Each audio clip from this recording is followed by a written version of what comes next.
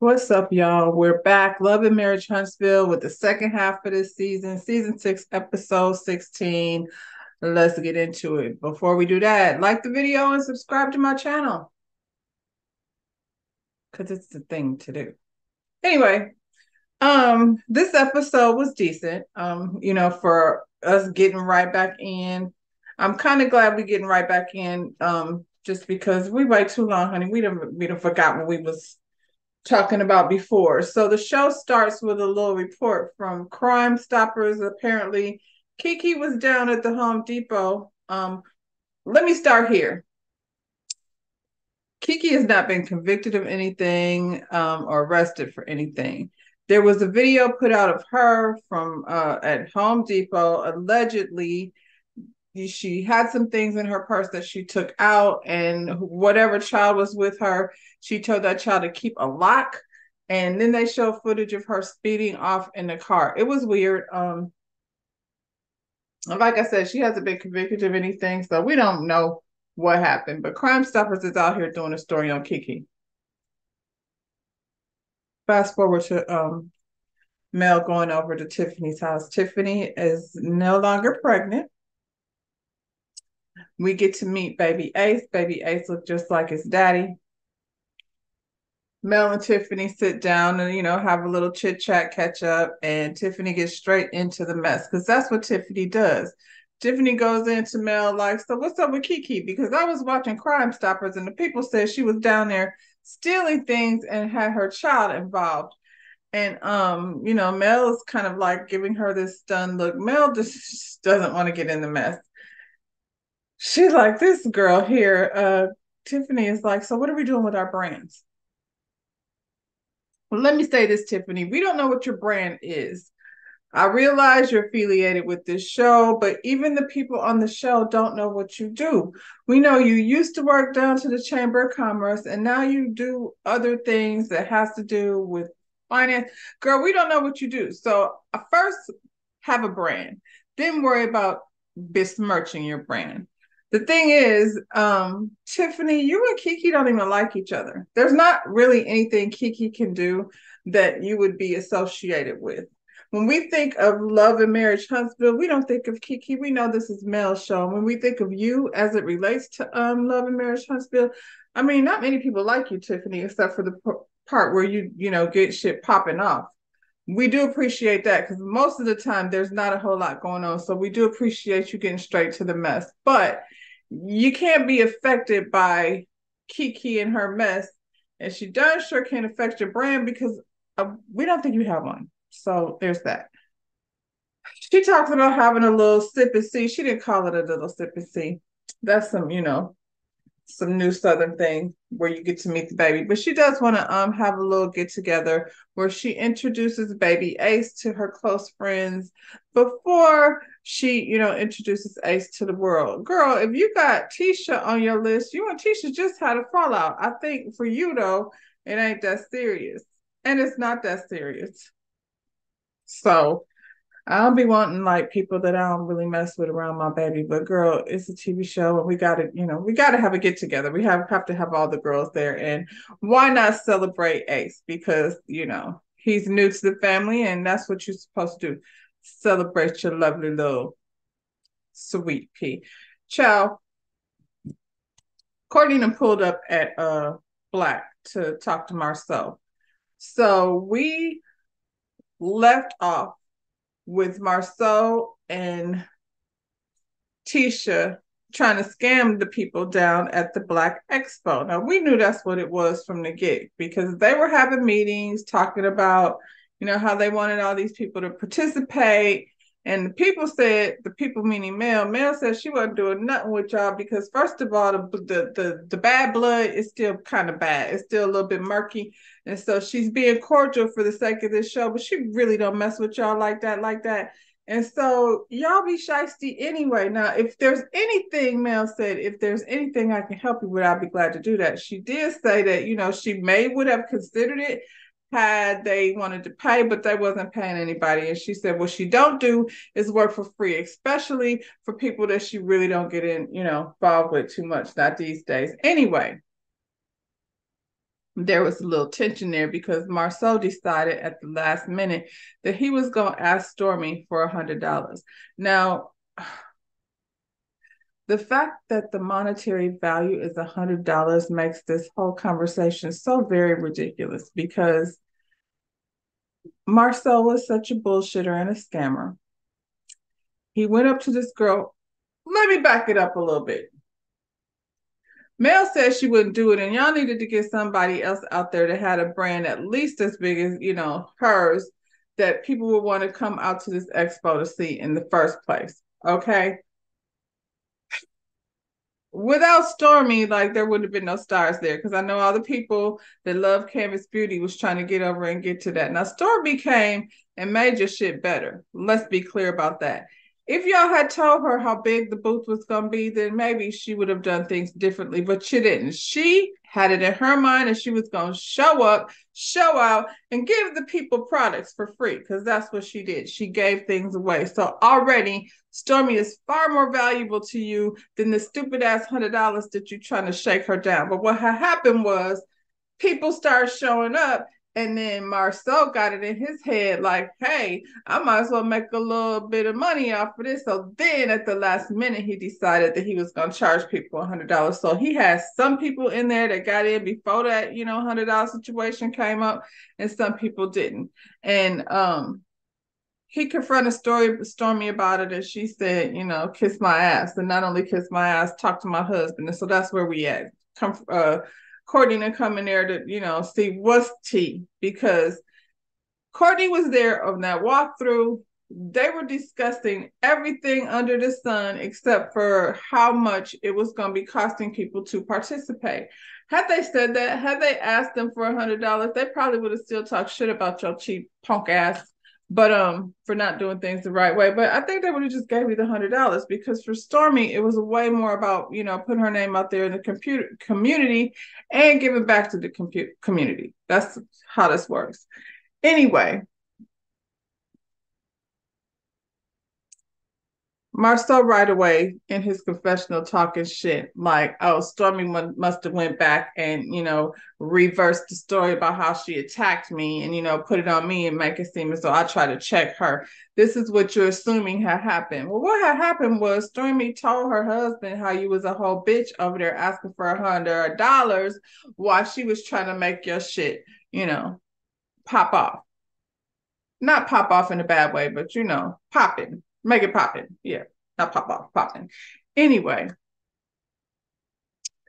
Marcel sat up there drinking a drink, already with that stupid ass look that he has on his face when he about to try to like battle with somebody with a brain. And, that shit only works on Tisha. And at this point, like, I think she just, doesn't want to engage with you in that bullshit. Anyway, Courtney sat down. He had some water. He said he didn't want none to drink. Marcel asked him if he had too much fun last night. Courtney is like, rather than go back and forth with this bullshit, no, I ain't been having no fun at all.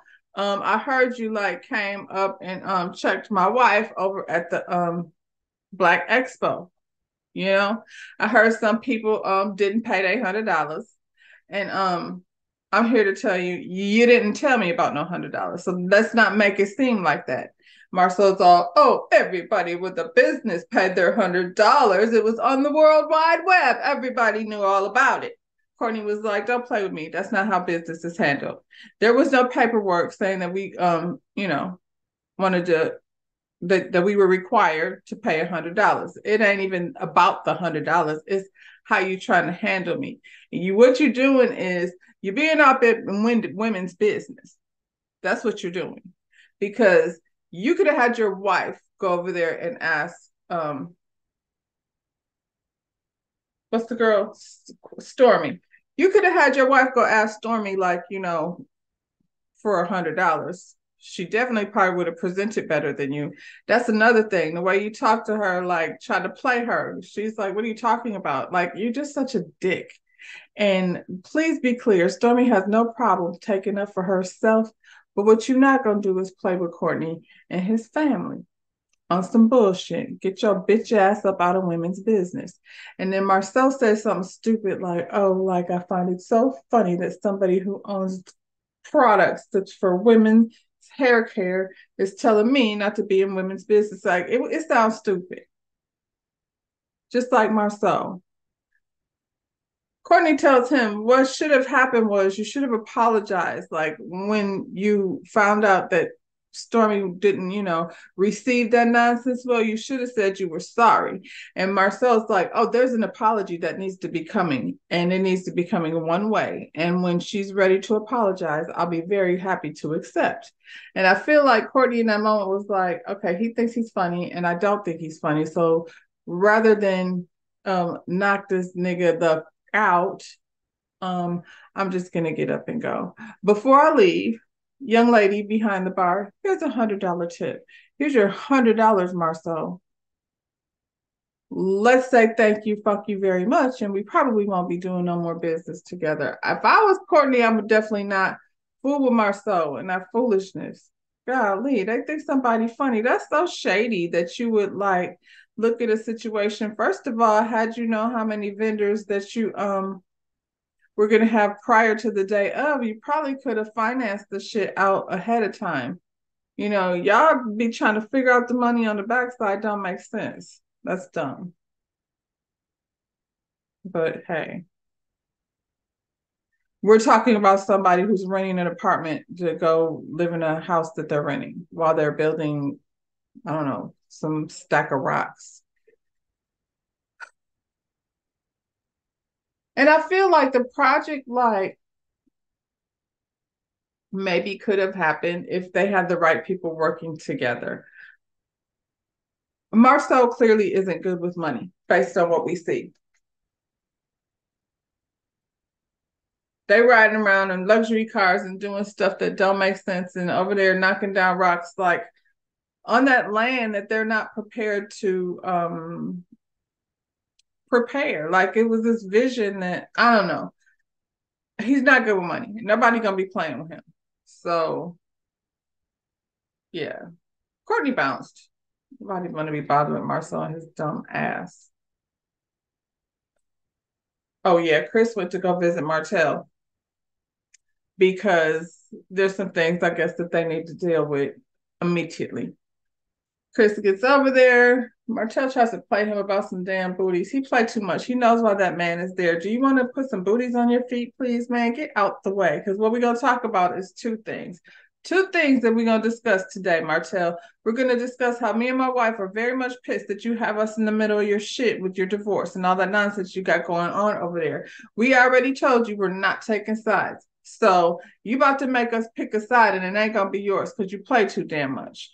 And Martell stumbled over there. Oh no, no, no. It was just like for you to just go there and tell the truth. Martell, nobody wants to be going to court over your dumb shit. That's messed up. This man got work to do. And you over there playing with people's time and energy. Um, he also brought up the fact that this house is on the market, has been on the market for 8 months. Martell knew that, and he's basically squatting in these people's house. The house has, I guess it's been sold, like it's under contract or something like that. They try to negotiate a deal with this house, and you sitting in here acting like you got all the time in the world, and you want Chris to go to the owner on your behalf and be like, can he have 90 more days? No, he cannot. No more 90 days. You already knew. And it seems like you don't even want to, like, if while you're wasting time taking Mel to court, you could have easily been over here finding somewhere else, for your children to live, since you're concerned about what, Mel got a house and it doesn't seem like she's being asked to leave.